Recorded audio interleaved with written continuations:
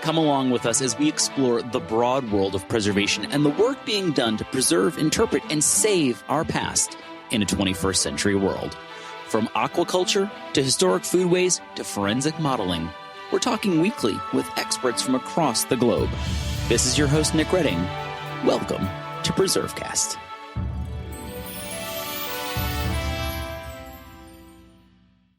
Did you know that the Campaign for Historic Trades, which is powered by Preservation Maryland, is the sponsor of 3 registered apprenticeship programs? The campaign also hosts workshops across the nation, maybe even one in your backyard. Visit historictrades.org to learn more and find a way to learn a trade. This is Nick Redding, and you are listening to PreserveCast. We are thrilled today to be joined by 2 individuals. Oftentimes we bring you one guest, but we're going to have double the preservation fun today. We are talking with Cecily Bedwell, who is a principal at the Design Collective. And she is a principal of their urban design practice. And we're also talking with Brian Reetz, who is also a principal, and he is the heads up and is the director of their landscape architecture practice. And we're going to be talking about a really fascinating project that they worked on. They have a ton of experience at Design Collective, based out of Baltimore, and but we're going to be talking about one project in particular. Before we get there, for listeners of PreserveCast who are enjoying this episode, we encourage you, if you're able, to give it a share. Let people know about this episode if you're enjoying it, or rate and review us on the platform that you're on, and make sure to subscribe as well. All those sorts of things help us get this podcast out to more listeners. Let's dive into this a little bit and talk about sort of your path to preservation, and then we'll kind of dig into the particular project. We're going to be talking about Crownsville Memorial Hospital, which is a fascinating, challenging, complicated place, not only to preserve but also to interpret and to figure out what comes next. And we're going to dive into that with some of the people who've been thinking deeply about that. But before we get there, we like to get to know people. So maybe we'll start with Cecily, and then we'll head over to Brian. Where did you grow up, and where did your interest in architecture begin? What was the spark?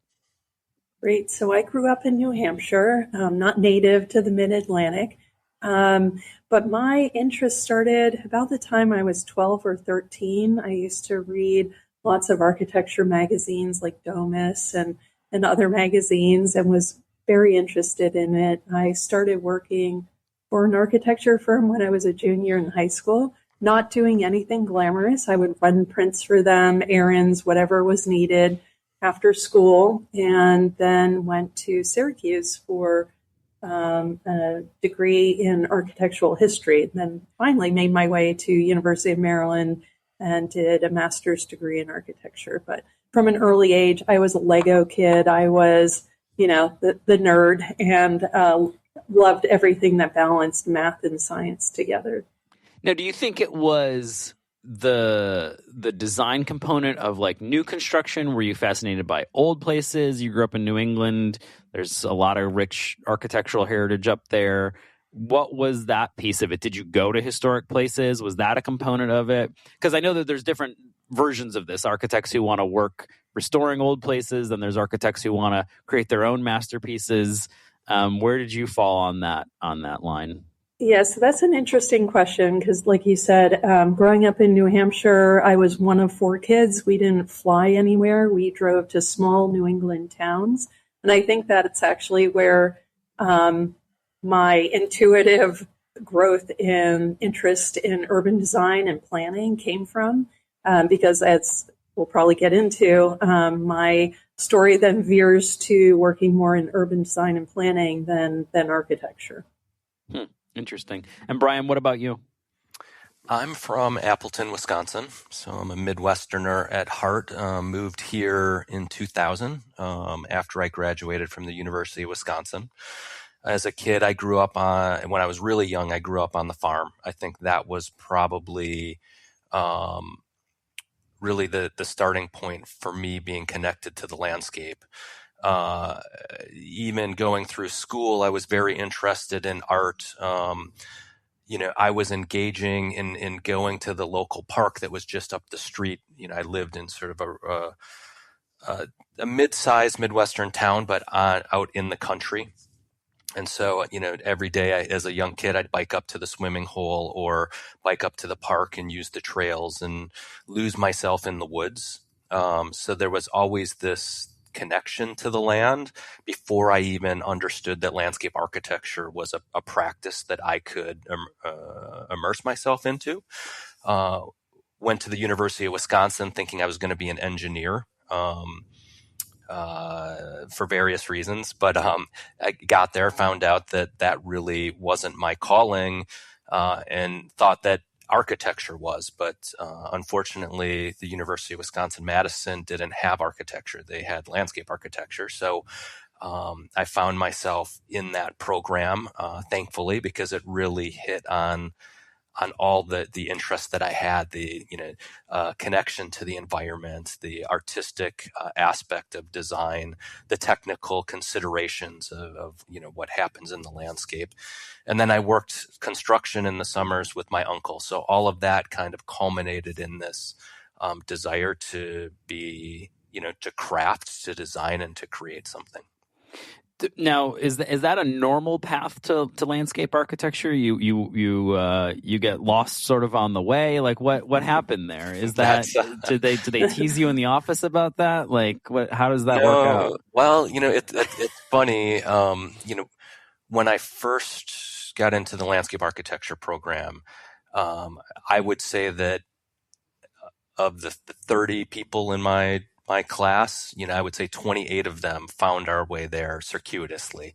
Okay. I think partially because, back in the late 90s, when I was still in school, I don't think landscape architecture was as well known of a practice or a profession as it is now. Now it's much more integrated into almost everybody's design practice, and it's architects and landscape architects and engineers all work hand in hand. But 20 some years ago, it was much more compartmentalized. So very few people knew about it. And like I said, I went to the park every day. Had no idea that people designed everything that I was a part of or preserved the natural landscape that I was engaging with. Yeah, I think that there is. I mean, I think even maybe outside of the field, there still is a lack of awareness. And, we talk about this, most folks know that Preservation Maryland powers PreserveCast. And, we talk about this in the trades, that people don't know about going into the historic trades. If they don't know it's an option, then it's not something that they start thinking about.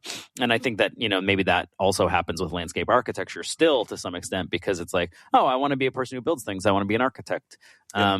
And you're right. A lot of people aren't aware that like a cultural landscape or a landscape touched by human hands, which is pretty much every piece of ground in America, in one way or another, even those wild places we call them, have in some way been shaped by humans. So, I think as I've gone further in my preservation career, I have definitely become more attuned to the landscape component of it, and that's a huge component of this project. I know that we're going to talk about, and maybe we can boil that down a little bit into like how a landscape architect looks at a landscape before they even start thinking about what comes next.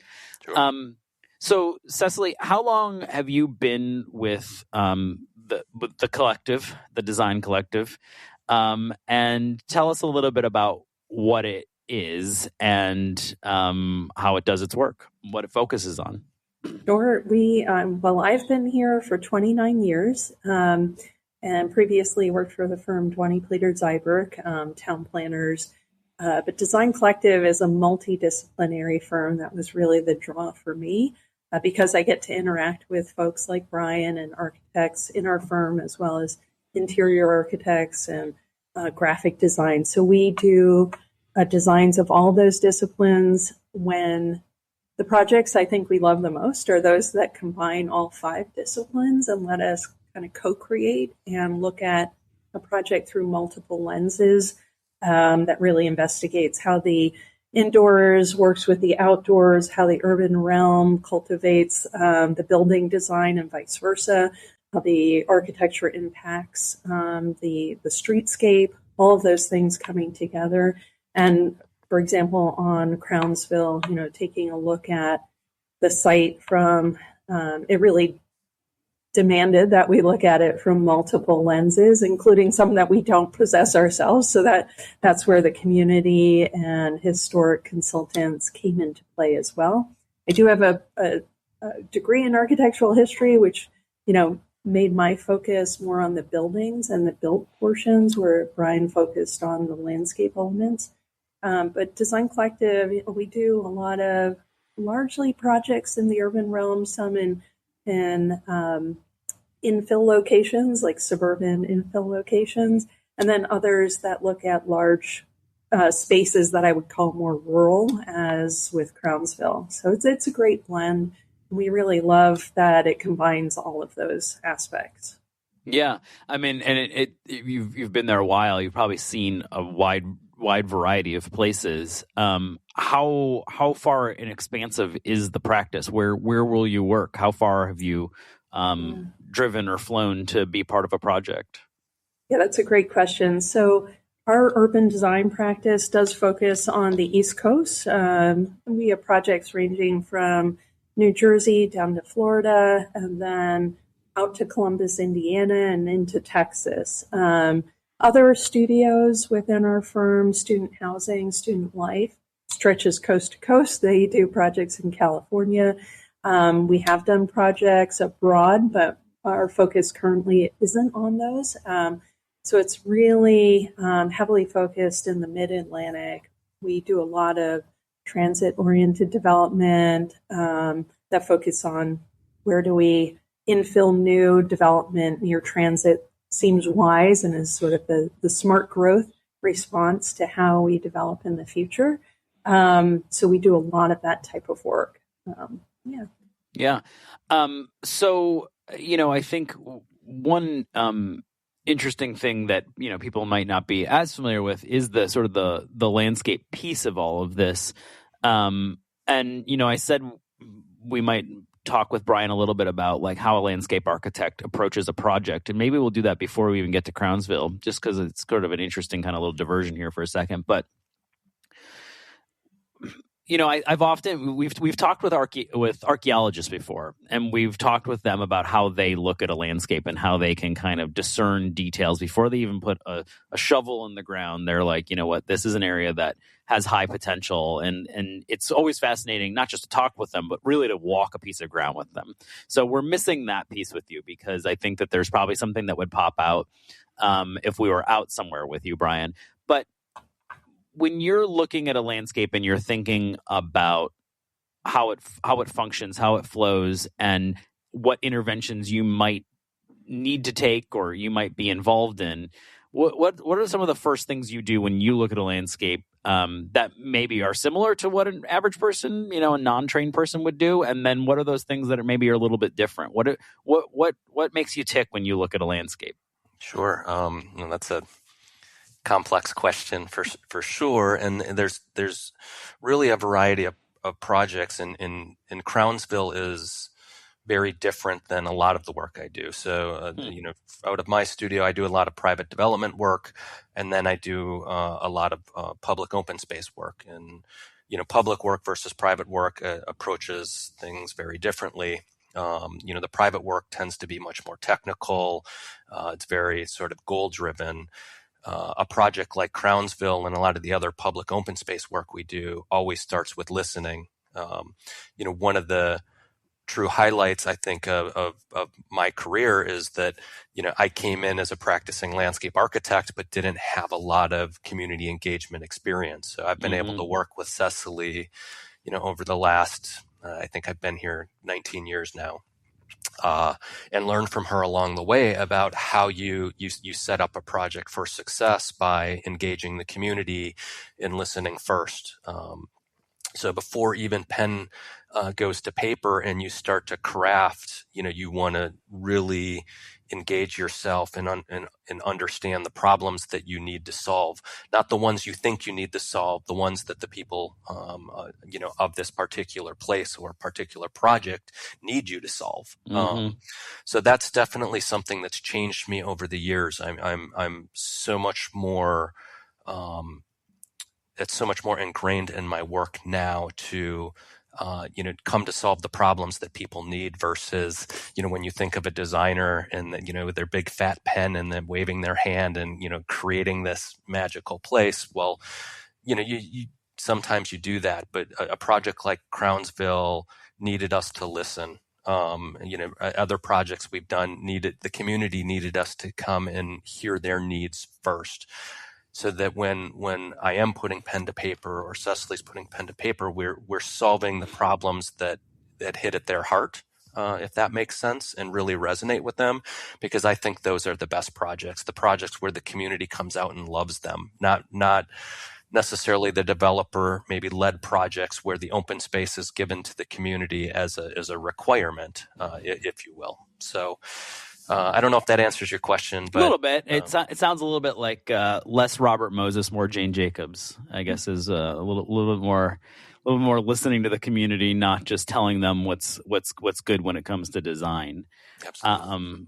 And it'd be interesting to you talked about how you're sort of the influence of like the farm landscape on you early on. And I'm curious if there are elements of that still come through in the work, but maybe we can talk a little bit about that as we go along here. So, Cecily, maybe you can set the table for us here with Crownsville.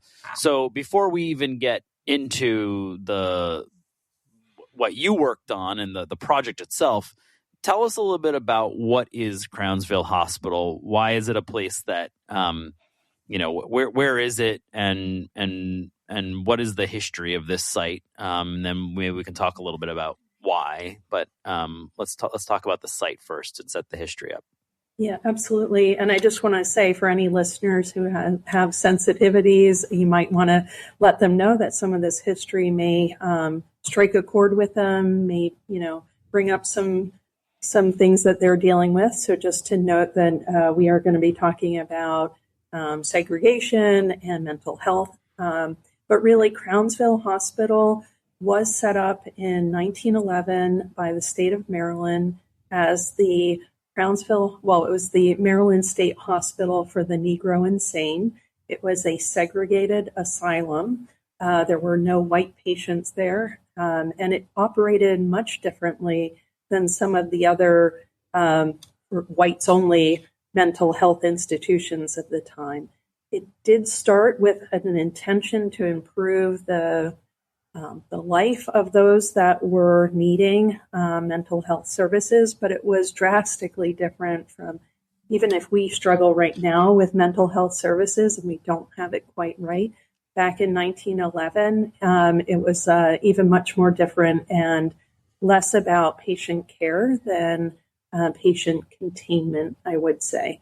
And that is probably much more true for the African-American Black patients at the time. In fact, they weren't really treated like patients, they were treated like workers. So when Crownsville started, it was 11 patients that went out to a willow barn on a farm near Parole, Maryland, near Annapolis, for those listeners who may not be in the area, a little bit north of Annapolis and south of Baltimore.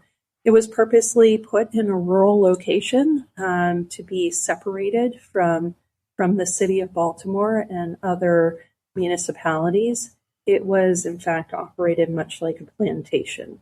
The patients were there and they worked, so they wove baskets, they farmed the fields, they helped form the bricks and build the first buildings.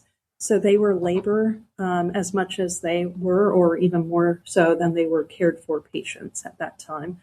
It grew over time. So from 1911 into the 40s, it underwent massive growth to the point where this was, if you can imagine, a fully operational plantation or even at the scale of a town.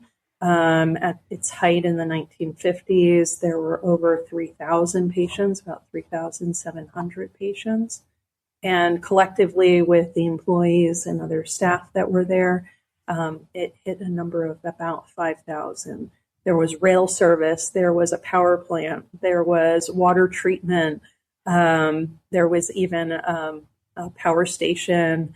So it was a fully functioning, operating campus, if you will, or plantation. But, moving into the industrial area, it certainly had power and everything else. There was a main central kitchen that prepared all the food for the staff as well as the patients. The patients worked there as well, and they grew a lot of the food that was served to them, as well as to the staff.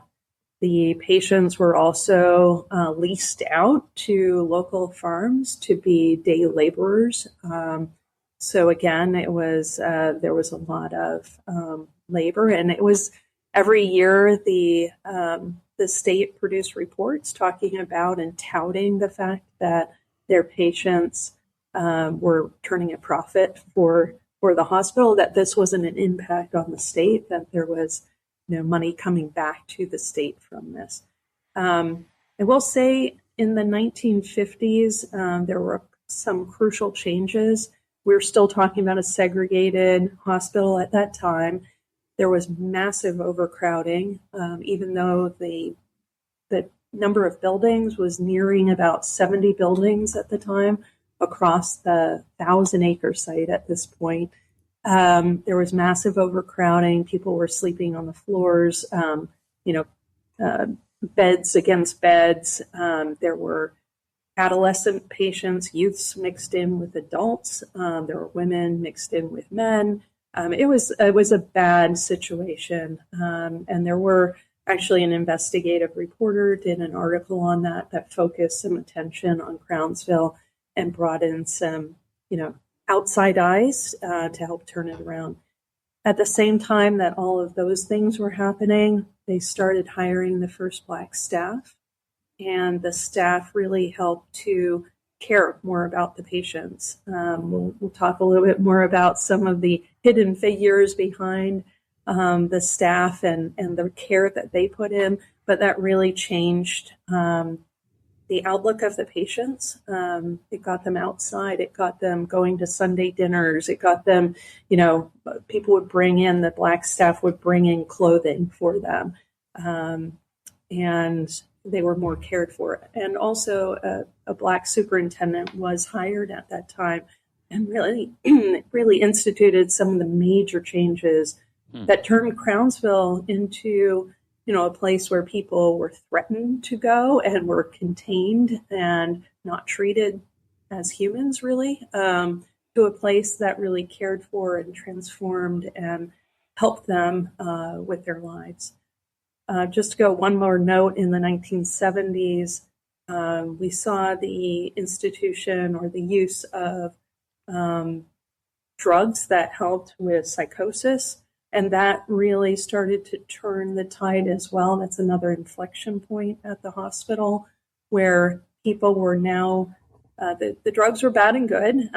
Again, not the drugs we have today. These were the initial psychotropic drugs that really put people into more of a stupor, but did allow for some to be able to migrate home. There was also a turn where people started to be incarcerated rather than sent to institutions. So you have a lot of, these turning points throughout history. So it's beyond just what we were doing with mental health, what was going on in society. The late 60s started to desegregate that hospital. And again, that had an impact.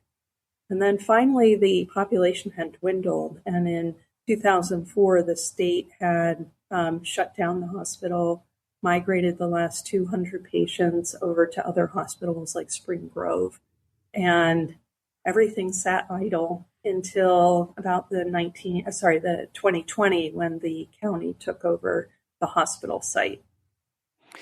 I mean, that was a great, you've done this before. That was a great overview of the challenging and really difficult history. I mean, talk about sites of difficult history. This is one of them in so many different ways, from the the challenging segregation history, challenging history associated with how we've dealt with mental illness. And, it obviously, you have a background in architectural history, but I think that the depth of understanding of the history of the site is so important for planning at a place like this.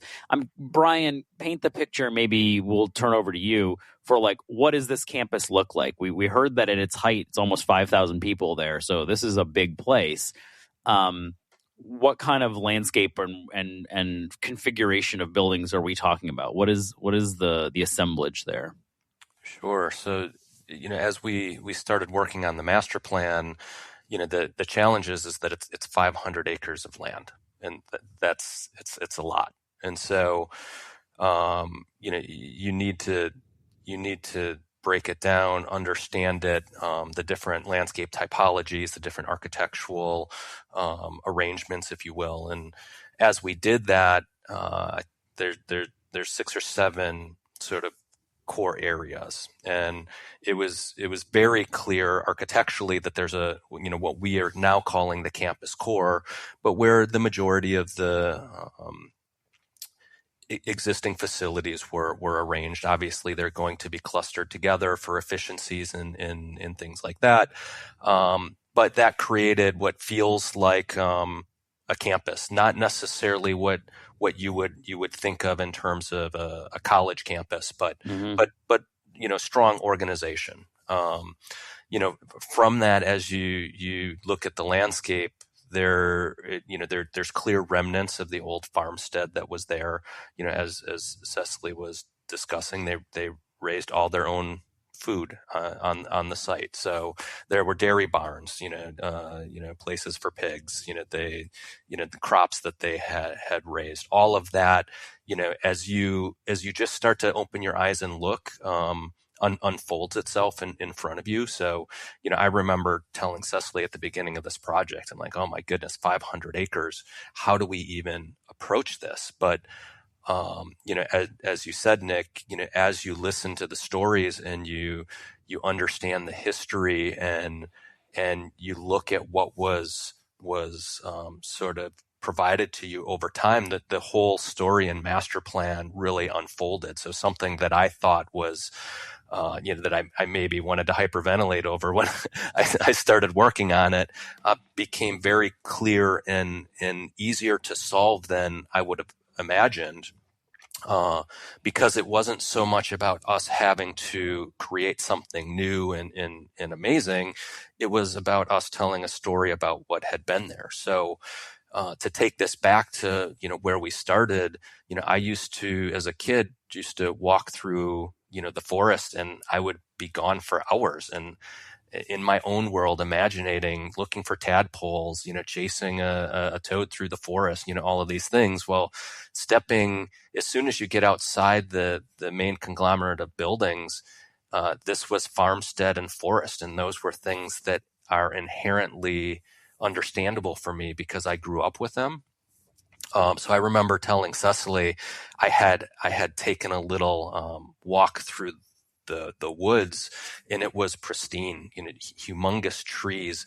The leaves had fallen, and it felt like you were walking on pillows. Like it was just this undisturbed landscape that was there, and that just really kind of took me back to my youth. So, and you start to understand, I understand the connection with nature. It was really important to me. And, one of the things we haven't talked about yet was that, Cecily's talked about how this was a place of mental health, but, we were charged with this notion of, reinventing a place that was once a mental institute and trying to reframe a story. So, the very first questions we started to ask were, how do we design a park for mental health as the sort of one of the main objectives? And and all of this was unfolding at the same time as the goals were being established for the project, and as we were hearing what the community wanted.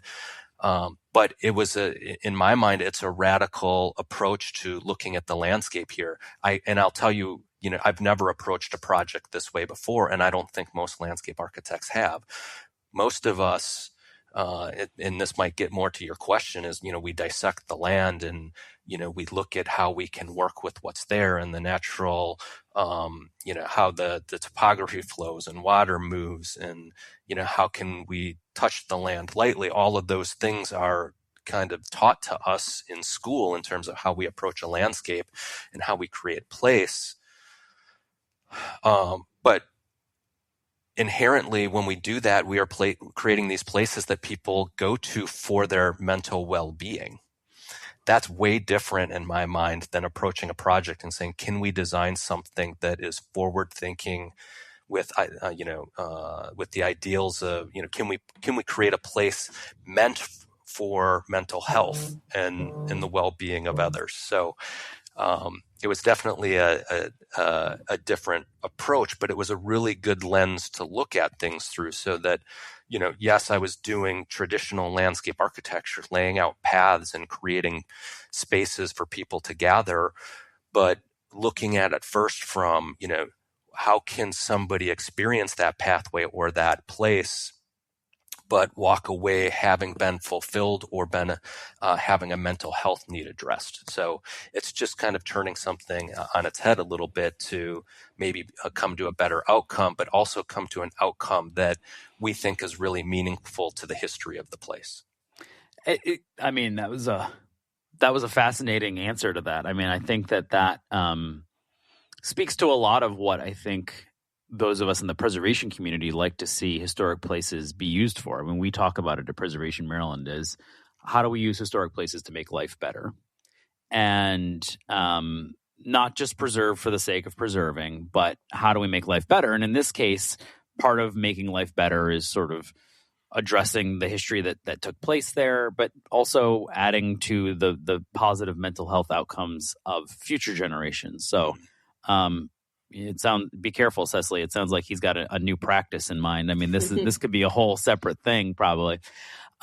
So back to Cecily here for a second. So how, and Brian touched on this too, but did the county say, we want this, we want X at the end of this sort of thing, and we want it to be a place that does what? And what were you designing for?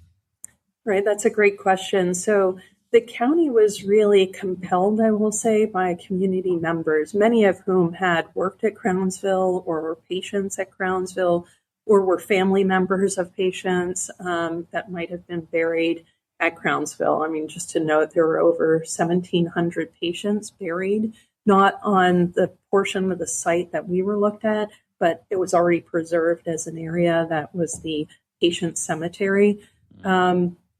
But it was really the community that compelled the county. Stuart Pittman, who was the county executive, ran on making Crownsville a unique place and saving it, as I mentioned. And for the preservationists listening, they know the impact of what I'm going to say is this site, those 70 plus buildings, many of them, only about 4 of them were occupied when we started. Most of the buildings were vacant for not just 20 years of the time that between the time that the hospital shut down and the county took over, but for many years when the population was declining and some of the facilities weren't needed. So there were buildings that were crumbling. There were buildings, many of the farm buildings were just really shells with, fallen structures, staff cottages that were collapsed. So when we looked at the site, it was to come up with a master plan. That is what we were hired to do as a design team. And we did work, not just Design Collective, but I'll mention our other partners, and our full team included EHT Traceries, who was our historic consultant, and they are amazing to work with. So they did a lot of hands-on research and went to the Maryland archives, documented all the buildings, and really gave us an assessment of where things stood, what buildings were contributing, which ones weren't, which ones could not be salvaged or saved or kind of reused, and other ones that could. And we looked at that through an architecture lens as well. RK&K was our civil engineer. So as I mentioned, I mean, a lot of people don't think about what's underground, but they do. So they were looking at all of the utilities, a lot of the distribution systems for the water were in very bad shape. So, and we haven't even talked about the whole sewage treatment plant and the ponds, but there was a massive amount, about 66 acres, I believe, Brian, that was dedicated to just treating wastewater. And we worked with Dennis Carmichael, who is a landscape architect and has done some other major projects like Centennial Park and other large projects. And so our team was a group, and the county hired us really to take a comprehensive look at the full site, come up with a master plan. And they did say, you know, whatever engagement you've done in the past, think about doubling it for this one. We've never had a client say that to us before, but they knew from working with the community that it would be necessary on this project to, as Brian said, to listen first. We approach all of our projects that way, but this one most critically needed that.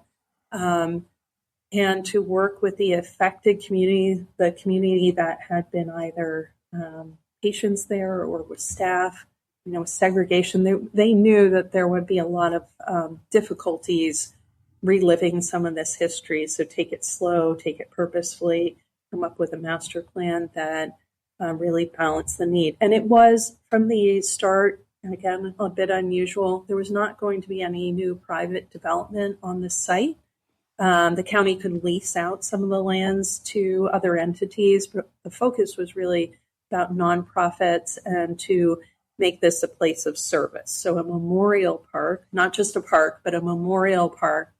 And then I will say that one thing that really drove our project was, I think, from the first town hall meeting that we held, someone said, don't bury things. We need to tell the truth, the past and the present, and be forthright about this, to lay it all out there, that mental health needs to be not stigmatized, needs to be the driver, that equity has to be considered and be a driver for the project's execution as well.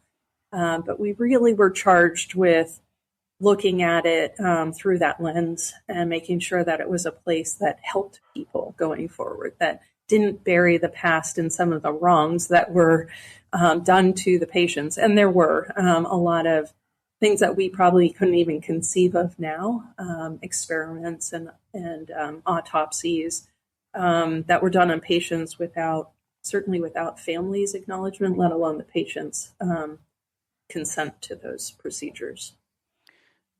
I mean, what you're describing sounds like, I mean, and maybe I'm wrong, but it sounds like it perhaps is like the project of a career. I mean, this is like all these things coming together in a big way. I mean, you're talking about Memorial Park, you're talking about landscape, you're talking about service, you're talking about mental health, you're talking about doubled the amount of public engagement. I mean, this sort of seems like something that you build towards. You certainly don't do this in your first year out of architecture school.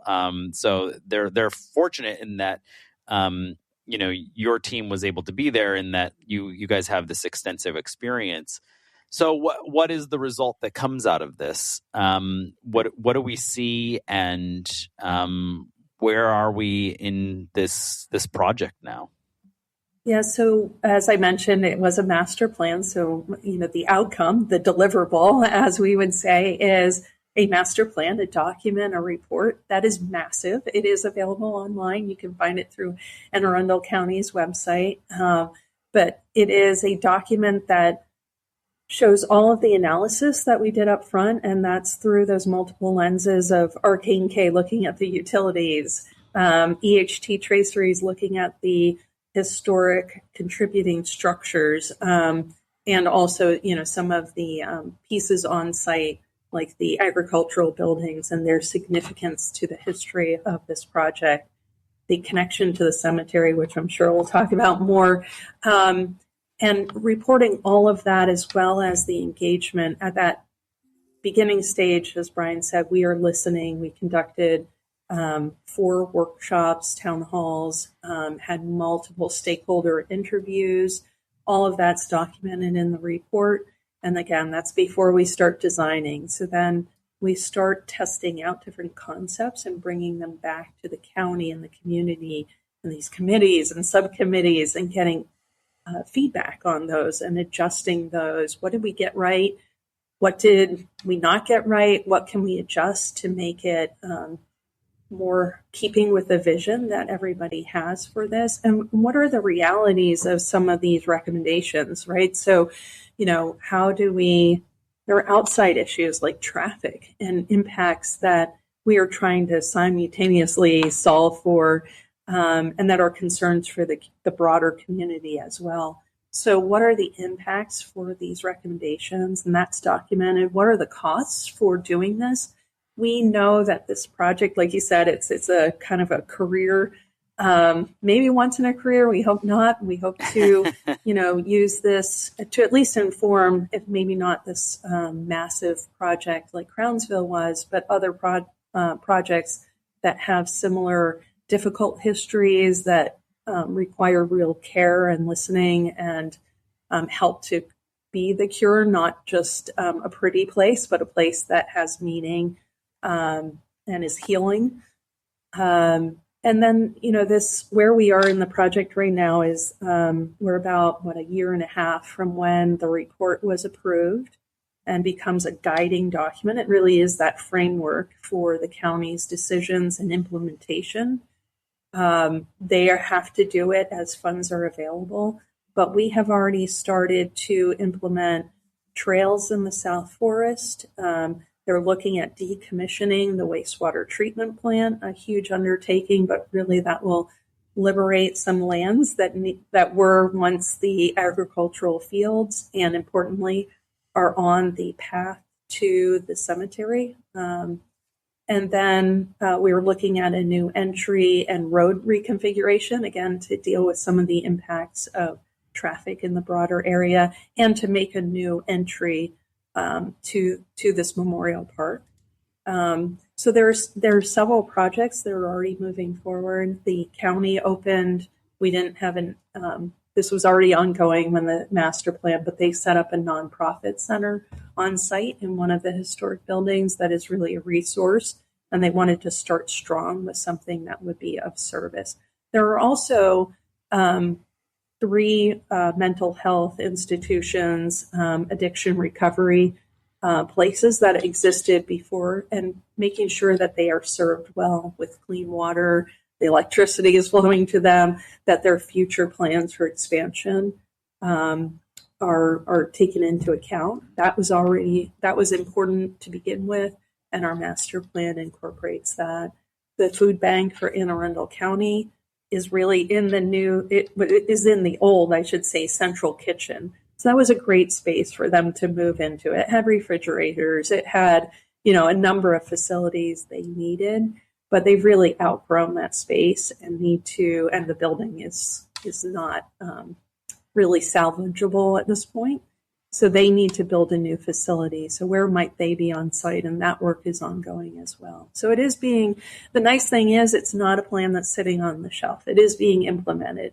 We do have to wait for funds to become available. The state left the county with some, but taxpayer dollars, federal dollars, state dollars, all will need to go into this to implement it. Yeah, and I mean, it sounds like for as big a project it is, and we'll put a link in the show notes to the report so that people can kind of dig into this and see what we're talking about here. But for as big a project it is, it's going to take as long, to develop out and to rehab, and this is not simple work. I'm curious, as we sort of draw to a conclusion here, Brian, when you were talking about designing for mental health, what did that look like on the landscape? What are the recommendations for that sort of thing? I mean, I know we've sort of talked about, Cecily did a great job kind of talking about who's going in there, how these buildings might be reconfigured, and people can kind of dig into that into the plan, what will stay, what will go, and the massive infrastructure challenges. But I'm just curious about that more human side of this. Like, what does a mental health positive landscape look like? Sure, I want to put one in. No, it's a great question, and One of the things you said earlier, Nick, which got me thinking, this is, if you just look at the timeline of nationally about the discussions about national health or about mental health, this is really, I think, the right project at the right time. If this would have happened 10 years ago, I don't know that we were quite having the in-depth conversation about mental health that I think we are today. So that really kind of aligned, and I felt like we were having just incredible conversations about what that might mean. But to get more directly to your question, these buildings are going to be filled with new uses. One of them is a museum that talks about the history of the site. So, but we didn't want that to just be, about going into a building and learning and leaving. We wanted that to be experiential as you move through the landscape. So, Cecily has talked a little bit about the wastewater treatment ponds, and there's also spray fields. So a lot of this landscape that I'm really connected to because of my youth is actually off limits to people. It's all fenced in. And that's, there's really about 300 acres of forest and meadow, and that includes the spray fields within the existing meadow, as well as the wastewater treatment plant, or the ponds that are within the core of the more natural areas of the site, and they're really not accessible. And Cecily was mentioning there's Crownsville has a patient cemetery on the site that's really kind of disconnected from the main 500 acres. It's across the interstate. You have to go across a bridge to the other side of the interstate to access it. So those folks that want to connect with their past and family that has been buried there, they need to get permission for the gates to be opened for you to be able to drive along what we call Farm Road and get access to the cemetery. So, one of and I know I'm going a little bit off base here, but I think it's important to the narrative here is that is not a dignified way to represent the history of the past site or to make amends with, our past failures. So to open this land back up and to provide a dignified way to access that cemetery was really critical. But it wasn't just about accessing the cemetery. It was about telling that story, which will partly be in the museum portion of the building, but will also be experiential in the landscape. So our intent here was to design a landscape that, depending on the day and depending on what you're there to sort of experience, you can learn about the, really tragic history of the site. You can learn about along these paths, you'll be able to experience and learn about mental health practice and how people experience that. You'll be able to learn about environmental restoration, which, connecting with nature, we think is a very mental health forward approach to the landscape. But more importantly, you'll be able to connect with people. And I think, my hope here has always been that, buses of the school children come here to learn about the past, and maybe a young child who is experiencing some sort of mental health trauma comes here and understands that there are other people out there like me, that this isn't a journey that I have to take myself. So, I think between the facilities and hopefully the programs that come into into the architecture and in the buildings here that support the ideals of mental health, or just coming to the park and experiencing it, will sort of transform and open the eyes. Or maybe it's another kid who doesn't have mental health problems, but becomes more empathetic towards those that might, because they're learning about the challenges of others along the way. Some of this is about access. As we were looking at pathways, how do we create pathways that allow everybody to come here? Not just those that are able-bodied. Can I come out here and I forget what the 3-wheeled carts are, but can I come out here with a family member who has a disability and be able to use this trail network? Everything, like I said, was put in the lens of mental health first. So although we're adding one ball field to the site, there are a couple that exist. When we started looking at adding that track and field, it wasn't because we wanted to add track and field events. It's because we wanted to add a stable walking surface for those in the community that needed to rehab a hip or rehab a knee. Bike paths, for example. Cecily was mentioning that they've started to add some mountain biking paths into the forest. We had a conversation about, what is it about my problem with mountain biking? And I love mountain biking, but mountain biking has a high cost entry sort of, an entry cost with it in terms of the cost of the bike and so forth. So, we started talking about there's an existing nonprofit here where you can take bikes that can be given to those in need. Well, could we add a pump track for kids that might not have access to an expensive mountain bike to be able to come here and learn how to mountain bike and be given access to a mountain bike, for example, and then be able to, go into the forest and learn and participate in things that they might not have had access to. I think you're painting this picture of access and also engagement. And, we hear a lot about this crisis of loneliness. And we've talked before here about how preservation can play a role in bringing people together. And obviously I mentioned this idea of how do historic places make life better? How can you use them to make life better? And that's a lot of what we're hearing from this project. I think we could keep going, but I think giving people a chance to take a look at your master plan is a great next step and a great sort of follow-up from this. So we'll make sure that there's a link in the show notes. This has been, obviously, you said it's hopefully not the project of a career, because hopefully you have a chance to do another one like this, but really just impactful, powerful work. And I hope we gave some space to have that conversation. I feel so fortunate to have sat down with people behind all of this and to bring this story to a bigger audience.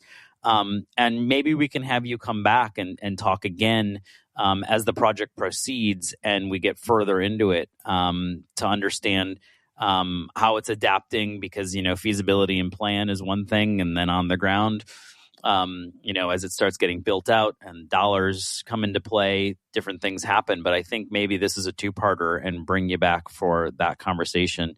Again, we have been talking with our friends from the Design Collective. We've been talking with Brian Reetz and Cecily Bedwell all about their work at Crownsville Memorial Hospital and the park that they're building out, this contemplative landscape that is putting mental health first and forward. Thanks so much for joining both of us today. We really appreciate having both of you with us today, Brian and Cecily, and let's have you back again soon. Thank you, Nick. Thank you. Appreciate it, Nick.